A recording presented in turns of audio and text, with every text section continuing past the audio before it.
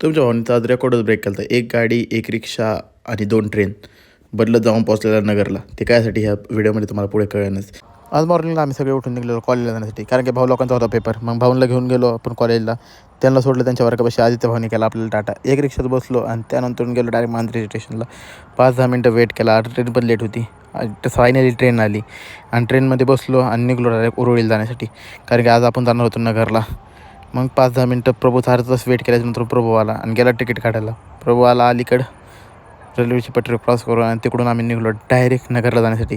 पळत पळत जाऊन ट्रेन पकडली आणि फायनली ट्रेनमध्ये बसायला जागा भेटली. ट्रेनमध्ये थांबलो होतो, तिकडून टी सी पण आला. टी सीकडे आमच्याकडे होतं तिकीट. मग आम्ही हसत होतो टी सीला लावलं लाभ. आणि भाऊलाकडे नव्हतं तिकीट, तर भाऊलोकांचं फाडलं फाईन.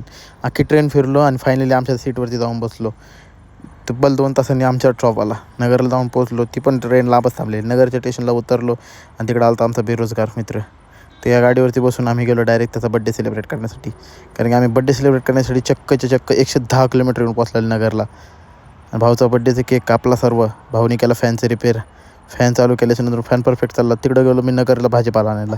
भाजीपाला शॉपिंग करून चपाती लाटल्याची अशी स्टाईल बाहेर नाही गेली काय, अशा स्टाईलमध्ये. आणि भाजण्याची सकट भाऊने असा भाजले चपात्या. रात्री खूप गरम होतं तर डायरेक्ट 2 फॅन लावून झोपायचं ठरवलं. Good night.